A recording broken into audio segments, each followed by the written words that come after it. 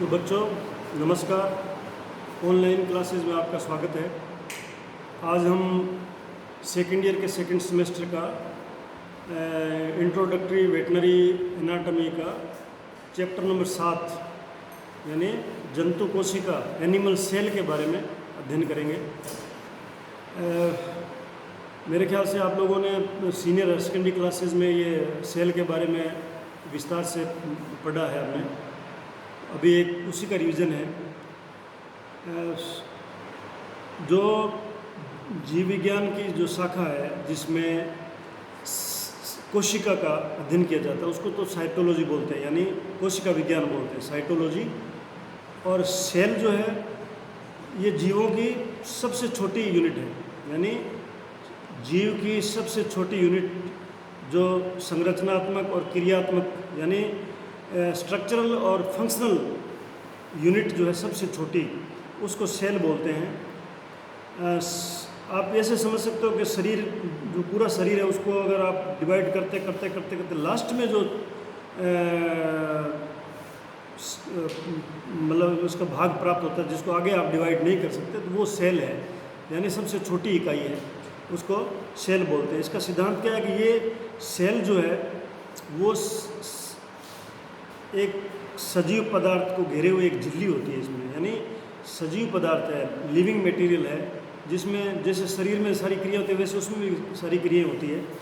तो उसको अपना जो शरीर है वो कई प्रकार के सेल से मिलकर बनता है, यानी मिलियंस ऑफ सेल्स इसमें शरीर में पाए जाते हैं।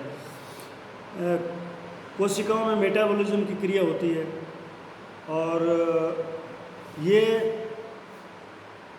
यूनिट ऑफ हेरिडिटी है, यानी आनुवंशिक इकाई है। ये आनुवंशिक इकाई है, यानी एक संतति से जो गुण आगे देते हैं वो उसकी इकाई है ये। और जो सेल बॉडी में पहले सेल होते हैं उनसे दूसरी सेल बनती है, यानी पूर्व में विद्यमान सेल से नई सेल का निर्माण होता है।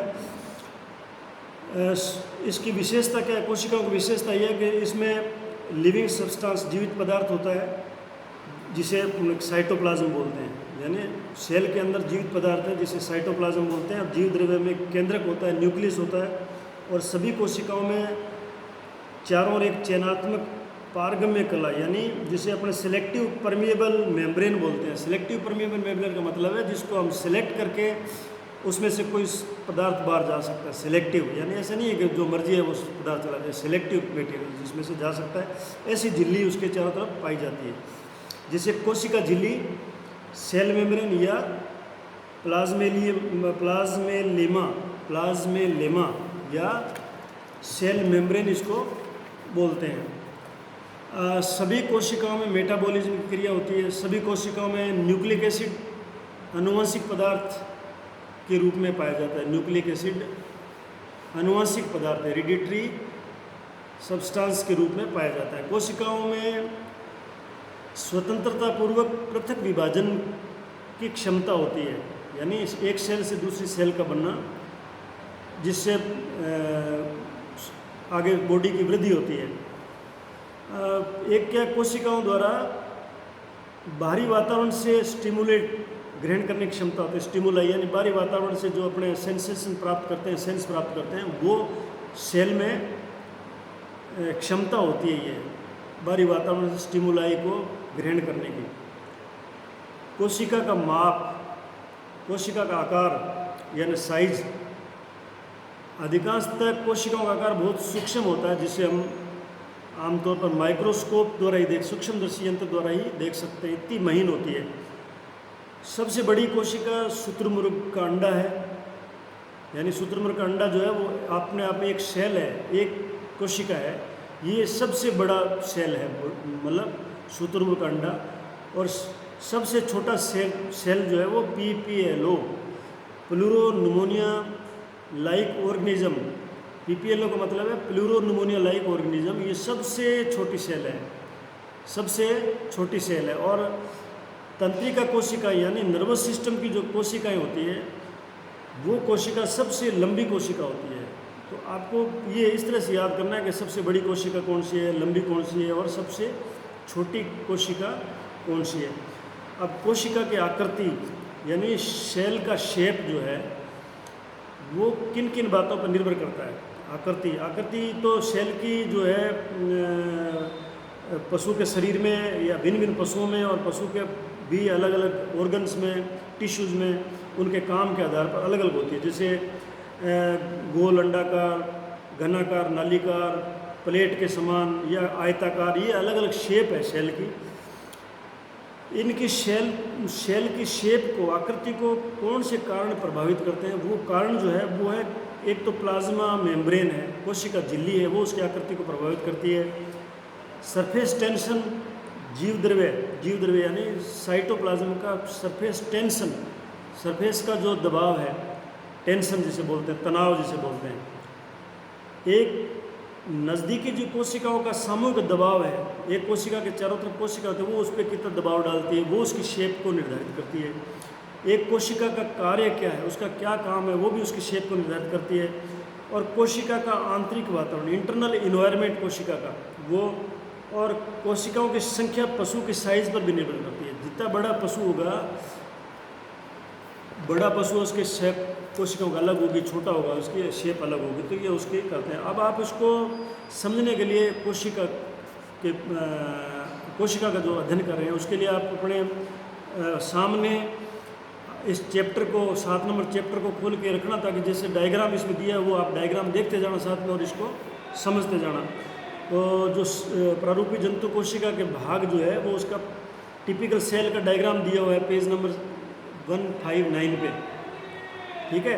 अब कोशिका का अपने इसको डिवाइड करते हैं, इसमें क्या क्या भाग होते हैं। तो कोशिका के मुख्य रूप से 2 भाग होते हैं। कोशिका झिल्ली, जिसे प्लाज्मा मेम्ब्रेन बोलते हैं, और कोशिका का यानी कोशिका की बॉडी के अंदर। अब कोशिका मेम्ब्रेन में तो झिल्ली है, एक झिल्ली है जिसमें, और जो कोशिका का यानी कोशिका की बॉडी जो है, झिल्ली के जो अंदर वाला मटेरियल है, उसमें एक तो कोशिका द्रव्य है मेनली, मतलब जिसे अपने साइटोप्लाज्म बोलते हैं, कोशिका द्रव्य, जीव द्रव्य जिसे बोलते हैं, और एक न्यूक्लियस, जिसे केंद्रक बोलते हैं, न्यूक्लियस। ये 2 भाग है मेन। तो कोशिका द्रव्य से तो आगे टिश्यू बनते हैं, टिश्यू, और केंद्रक जो है उसके भी 4 भाग हैं। केंद्रक के 4 भाग कौन से? एक तो केंद्रक झिल्ली है, जैसे सेल की झिल्ली है वैसे केंद्रक की झिल्ली होती है, और उसके अंदर एक न्यूक्लियोलस यानी केंद्रक होता है, केंद्रक में केंद्रिका है, न्यूक्लियोलस, और क्रोमेटिक नेटवर्क है, क्रोमेटिक नेटवर्क, और एक केंद्रक द्रव्य, केंद्रक में जो द्रव्य है वो है। अब अपने सबसे पहले अध्ययन करेंगे कोशिका कला यानी सेल मेम्ब्रेन जो है। ये सेल मेम्ब्रेन जो है कोशिका की पतली झिल्ली है, जो कोशिका की सबसे बाहरी परत बनाती है, यानी कोशिका को राउंड अप में कवर करती है। इसे प्लाज्मा मेम्ब्रेन भी कहते हैं, कोशिका झिल्ली को प्लाज्मा मेम्ब्रेन भी कहते हैं। यह वसा, प्रोटीन व लवणों द्वारा निर्मित दोहरी झिल्ली है, यानी ये किससे बनी होती है? वसा, प्रोटीन और लवणों द्वारा बनी होती है, दोहरी झिल्ली है, ये डबल मेम्ब्रेन है, तथा इसकी उत्पत्ति कोशिका द्रव्य से होती है। इसकी उत्पत्ति जो है ना साइटोप्लाज्म से ही होती है, यानी जीव द्रव्य जो है उसी से ये झिल्ली बनती है। ये एक तो कोशिकाओं को सहारा देती है, यानी इसका काम है कोशिकाओं को सहारा देना, और ये पारदर्शी होती है। इसमें पारदर्शी मतलब जिसके पारदर्शी मतलब जिसको आप दोनों साइड से देख सकते हो, या दोनों साइड से वो आगे सामान, इधर का सामान उधर जा सकता है, यानी चयनित पारगम्यता, सिलेक्टिव परमिबिलिटी उसमें होती है। एक सेल के ऊपर जो है ना, सेल के ऊपर बालों की भांति आकृति होती है, बालों की भांति आकृति होती है, जिसे सीलिया बोलते हैं, यानी फ्लैजिला कहते हैं। सीलिया कार्य किसी वस्तु को बाहर धकेलना, मतलब सीलिया का काम होता है किसी वस्तु को बाहर धकेलना। जैसे कफ है, श्वास नली से बाहर निकालते हैं कफ को, तो फ्लैजिला दूसरा आगे बढ़ने में मदद करते हैं, जैसे कि स्पर्म की टेल के रूप में। स्पर्म की टेल में स्पर्म जो है वो फ्लैजिला है, वो उसको स्पर्म को आगे बढ़ाने में काम में देते हैं। और ऐसे ही जो आपके श्वास नली में सेल्स हैं, उसमें जो सीलिया है वो कफ को बाहर निकालने में काम आते हैं। इसी पर उंगलियों की बातें क्या करती होती है, इसी पर उंगलियों की बातें क्या करती है, जिसे माइक्रोविलाई कहते हैं। ये कोशिका की सतह को बढ़ा देती है, यानी इन्हीं फ्लैजिला पे उंगलियों की बातें क्या करती होती है, जिसे माइक्रोविलाई बोलते हैं। ये आपके डायग्राम में आप देखोगे तो माइक्रोविलाई कहते हैं, जो कोशिका की सतह को बढ़ा देते हैं। अब कोशिका कला यानी सेल मेम्ब्रेन के काम क्या है, इस सेल मेम्ब्रेन के क्या क्या काम है, वो काम ये है कोशिका की कोमल संरचनाओं की रक्षा करती है। एक तो कोशिका की कोमल संरचनाओं की रक्षा करती है, एक बाह्य उत्तेजनाओं को, एक्सटर्नल स्टिमुलाई, जो भी उद्दीपन होते हैं ना बाहर से, उनको ग्रहण करती है। एक ये रक्त से, ब्लड से पोषक तत्वों एवं ऑक्सीजन को ग्रहण करना, ब्लड से ऑक्सीजन को और पोषक तत्वों को ग्रहण करना और CO2 आदि को बाहर निकालना, जिसे अपने उत्सर्जन पदार्थ बोलते हैं ना। उत्सर्जन पदार्थ जो काम के नहीं होते उनको बाहर निकालता है। कोशिका में ये काम जो है ना, जो पोषक तत्वों ऑक्सीजन को ग्रहण करना, उसके बाद में जो बॉडी में त्याज्य उत्सर्जन पदार्थ जो बनते हैं, एक्सक्रीटरी मटेरियल जिसे बोलते हैं, कार्बन डाइऑक्साइड, उसको बाहर निकालने का ये काम जो है, ये इसी सेल मेम्ब्रेन के द्वारा संपादित होता है। यानी शरीर के विकार जितने होते हैं, वेस्ट मटेरियल जो है वो इसी सेल के मेम्ब्रेन से होकर बाहर निकलते हैं। तो इसका मतलब ये होता है कि ये कोशिका के भीतर बाहर जाने में आने वाले पदार्थ जैसे जल, ऑक्सीजन, कार्बन डाइऑक्साइड का, ग्लूकोज आदि पर कोशिका कला का पूरा नियंत्रण होता है। अब इसके बाद में आता है साइटोप्लाज्म, यानी कोशिका द्रव्य, जीव द्रव्य जिसे बोलते हैं, कोशिका द्रव्य, कोशिका झिल्ली और केंद्रक के बीच में, यानी कोशिका झिल्ली के अंदर केंद्रक होगा एक, और उस केंद्रक के और कोशिका झिल्ली के बीच में जो समस्त द्रव्य भाग जो है, सारा भाग द्रव्य भाग है, उसको साइटोप्लाज्म बोलते हैं। इस साइटोप्लाज्म पर कोशिका के समस्त मूलभूत जीवन क्रियाएं निर्भर करती है। जैसे जितनी जीवन क्रियाएं हैं, यानी जो अपना जीवन में अपने शरीर की क्रिया होती है वो सारी सेल में होती है वैसे बेसिकली, तभी तो अपना शरीर चलता है। जैसे कौन से काम है, वृद्धि करना यानी शरीर का बढ़ना, दूसरा श्वसन, गतिशीलता, पाचन, उत्सर्जन, मेटाबॉलिज्म, उत्तेजना तथा प्रजनन आदि, ये काम सारे साइटोप्लाज्म में ही संपादित होते हैं, निर्भर करते हैं। साइटोप्लाज्म में कई रासायनिक क्रियाएं अति तीव्र गति से होती है, जिसके फलस्वरूप कोशिकाएं जीवित रहती है। साइटोप्लाज्म में अपनी दशा अथवा आकार में परिवर्तित करने की क्षमता होती है। साइटोप्लाज्म में अपनी दशा या आकार को परिवर्तित कर सकता है, उसमें क्षमता होती है। अब साइटोप्लाज्म जो है जीव द्रव्य है, उसमें दो प्रकार की रचनाएं पाई जाती हैं। उसमें दो प्रकार की रचनाएं पाई जाती हैं। कौन कौन सी? एक अजीवित पदार्थ यानी निर्जीव पदार्थ, जिसमें वो पदार्थ जिसमें जान नहीं होती है, निर्जीव, वो कौन कौन से? एक तो कार्बनिक पदार्थ, अकार्बनिक पदार्थ और अन्य पदार्थ। दूसरा होता है जीवित यानी सजीव पदार्थ। तो निर्जीव पदार्थ में कार्बनिक पदार्थ होते हैं, निर्जीव पदार्थ में कार्बनिक पदार्थ होते हैं, जिसमें प्रोटीन है, कार्बोहाइड्रेट है, कार्बोहाइड्रेट में घुलनशील कार्बोहाइड्रेट है, जैसे ग्लूकोज है, माल्टोज है, सुक्रोज है, और अघुलनशील कार्बोहाइड्रेट है, ग्लाइकोजन, सेलुलोज आदि।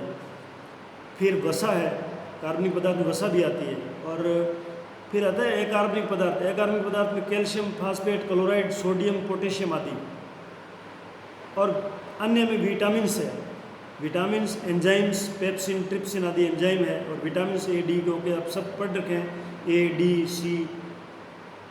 फिर आती है दूसरी जीवित रचनाएं, वो थी अजीवित पदार्थ यानी निर्जीव पदार्थ है। फिर है जीवित रचनाएं, जिसमें साइटोप्लाज्म में जीवित रचनाएं कौन कौन सी हैं?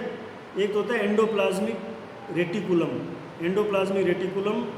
एक होता है गोल्गी उपकरण यानी गोल्गी एपेटस और कॉम्प्लेक्स। एक mitochondria, ribosome, lysosome, RNA, ribonucleic acid, और सेंट्रोसोम, रिक्तिकाएँ वैक्यूल्स, कणिकाएँ ग्रेन्यूल्स और प्लाज्मोसिन आदि। ये इतने सजीव पदार्थ हैं जो साइटोप्लाज्म में पाए जाते हैं, सजीव पदार्थ। अब अपने इनका अलग अलग अध्ययन करेंगे एक एक का, कि जीवित पदार्थ जो है उसमें एंडोप्लाज्मिक रेटिकुलम यानी अंतःप्रद्रवी जालिका, ये क्या होती है? अंतःप्रद्रवी जालिका दोहरी झिल्ली द्वारा निर्मित एक विस्तृत जाल है, यानी साइटोप्लाज्म में ये जाल के रूप में पाया जाता है, जिसकी दोहरी झिल्ली होती है, जो संपूर्ण कोशिका द्रव्य यानी साइटोप्लाज्म में अर्थात प्लाज्मा झिल्ली से केंद्रक झिल्ली के बीच में फैला रहता है। ठीक है ना, केंद्रक की झिल्ली और सेल की झिल्ली के बीच में पूरे में फैला रहता है, ये अंतःप्रद्रवी जालिका होती है। ये कोशिका के एंडोस्केलेटन एवं परिवहन तंत्र के रूप में कार्य करती है, यानी अंदर का स्केलेटन और परिवहन तंत्र सर्कुलेटरी सिस्टम का निर्माण करती है, कार्य करती है।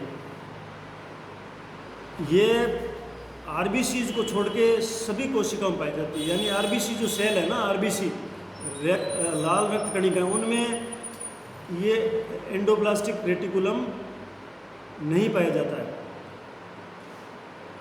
ये अंतःप्रद्रवी जालिका ईआर, शॉर्ट में ईआर है, ये दो प्रकार की होती है। ठीक है, एक तो चिकनी होती है यानी स्मूथ एंडोप्लास्टिक रेटिकुलम, और एक होती है रफ एंडोप्लास्टिक रेटिकुलम। रफ का मतलब है सूखी, रुक्ष या सूखी। अब पहले हम देखते हैं चिकनी अंतःप्रद्रवी जालिका, स्मूथ एंडोप्लाज्मिक रेटिकुलम। अब ये क्या है कि ये लिपिड व ग्लाइकोजन उपापचय से संबंधित कोशिकाओं में अधिक पाई जाती है, यानी उन कोशिकाओं में अधिक पाई जाती है जिनमें लिपिड और ग्लाइकोजन का मेटाबॉलिज्म ज़्यादा होता है। इस प्रकार की जालिका की सतह पर राइबोसोम उपस्थित नहीं होते हैं, यानी इस प्रकार की जो सतह होती है उस पर राइबोसोम जो है वो उपस्थित नहीं होते हैं, इसलिए इसकी सतह चिकनी होती है। चिकनी क्यों होती है? आपको पूछे अगर कि भाई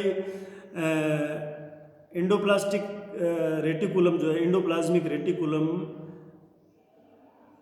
चिकनी यानी स्मूथ एंडोप्लाज्मिक रेटिकुलम चिकनी क्यों होती है उसकी सतह? तो उसके ऊपर राइबोसोम नहीं होते हैं, इसलिए वो चिकनी होती है। अब इस SER यानी स्मूथ एंडोप्लाज्मिक रेटिकुलम के काम क्या है? इसके काम ये है, एक तो स्टीरॉयड हार्मोन का संश्लेषण करती है। स्टीरॉयड हार्मोन आपने पढ़े होंगे,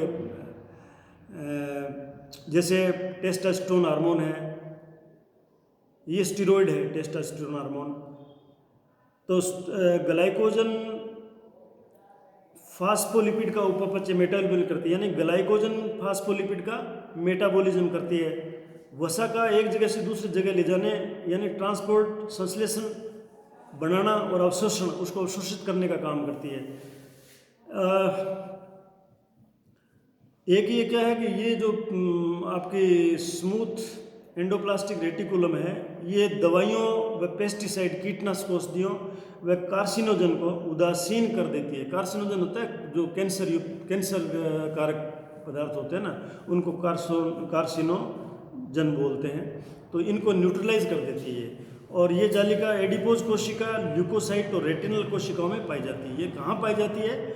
एक तो एडिपोज कोशिकाओं में और ल्यूकोसाइट WBC, और रेटिनल कोशिकाओं में, रेटिना आँख की रेटिना उसकी कोशिकाओं में ये पाई जाती है। तो ये आपको याद करने वाली चीज़ है मेन जो है कि जालिका जो है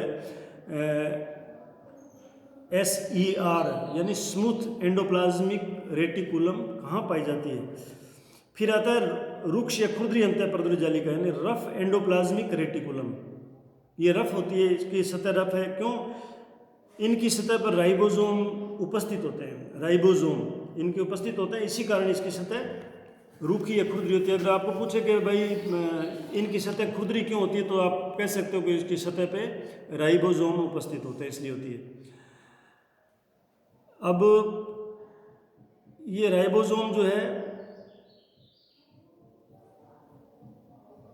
ये रफ एंडोथेलियल रेटिकुलम से राइबोसोम कैसे जुड़े होते हैं? ये मोरिन नामक प्रोटीन द्वारा जुड़े होते हैं, यानी से ये राइबोमोरिन नामक प्रोटीन द्वारा जुड़े होते हैं। और रफ एंडोप्लाज्मिक रेटिकुलम जो है सभी कोशिकाओं में पाई जाती है, लेकिन जो कोशिकाएं प्रोटीन का संश्लेषण करती है उसमें ज़्यादा मात्रा में पाई जाती है, यानी सभी कोशिकाओं में पाई जाती है, लेकिन जो कोशिकाएं प्रोटीन को संश्लेषित करती है उनमें ये ज़्यादा मात्रा में पाई जाती है। तो ये इम्पोर्टेंट है जो आपको याद करना है। अब अंतःप्रद्रवी जालिका के काम क्या है? अंतःप्रद्रवी जालिका जो है इसके क्या काम है? एक तो राइबोसोम द्वारा संश्लेषण किए गए प्रोटीन को संग्रहित करती है। राइबोसोम द्वारा जो प्रोटीन को संश्लेषण करती है, यानी प्रोड्यूस बनाती है, उसको संग्रहित करती है। एक ये मैकेनिकल सपोर्ट करती है कोशिकाओं को, यांत्रिक सामर्थ्य यानी मैकेनिकल सपोर्ट करती है कोशिकाओं को। और ये जो अंतःप्रद्रवी जालिका में ग्लूकोज 6 फॉस्फेटेज एंजाइम उपस्थित होता है। ये एंजाइम ग्लाइकोलाइसिस में मदद करता है। इसी प्रकार इसमें ग्लाइकोजन ट्रांसफेरेज एंजाइम भी पाया जाता है जो ग्लाइकोजन संश्लेषण में भी मदद करता है। अतः ये ग्लाइकोलाइसिस व ग्लाइकोजेनेसिस दोनों में एंजाइम के माध्यम से मदद करता है। ग्लाइकोलाइसिस और ग्लाइकोजेनेसिस यानी ग्लाइकोजन को ग्लूकोज में बदलना और ग्लूकोज को ग्लाइकोजन में चेंज करना। ये ग्लाइकोजेनेसिस और ग्लाइकोलाइसिस ये आपने पढ़ रखा है, इसका ये इसमें भी मदद करता है। एक ये लिपिड स्टीरॉयड हार्मोन्स को भी सिंथेसिस करता है, मुख्य रूप से स्मूथ एंडोप्लास्टिक रेटिकुलम द्वारा लिपिड स्टीरॉयड हार्मोन को भी सिंथेसाइज करता है। ये सेल के सूक्ष्म पिंडों का भी निर्माण करता है, यानी माइक्रो बॉडीज का भी निर्माण करते हैं। केंद्रक व कोशिका द्रव्य में एक्सचेंज, यानी केंद्रक व कोशिका द्रव्य में जो एक्सचेंज होता है केंद्रिका छिद्रों द्वारा, इन छिद्रों से भी एंडोथेलियल रेटिकुलम का संबंध होता रहता है। इनडायरेक्ट रूप से परिसंचरण व एक्सचेंज के लिए उत्तरदायी भी है। ये मतलब कैसे करता है? न्यूक्लियस से न्यूक्लियर मेम्ब्रेन में होता हुआ मटेरियल जो है न्यूक्लियर स्पोर के द्वारा एंडोथेलियल रेटिकुलम में, गोल्गी बॉडीज में और फिर सेल मेम्ब्रेन से बाहर निकलता है। यानी इस तरह की एक प्रक्रिया है जो आप इसको याद कर सकते हो। कोशिकाओं में एंडोथेलियल रेटिकुलम एटीपी का संश्लेषण के लिए स्थल प्रदान करती है। एटीपी एडिनोसिन ट्राइफॉस्फेट के संश्लेषण के लिए स्थान प्रोड्यूस करते हैं। तो आज हम सिर्फ इतना ही पढ़ेंगे, कल जो आगे के पार्ट है उनके बारे में ध्यान करेंगे। धन्यवाद।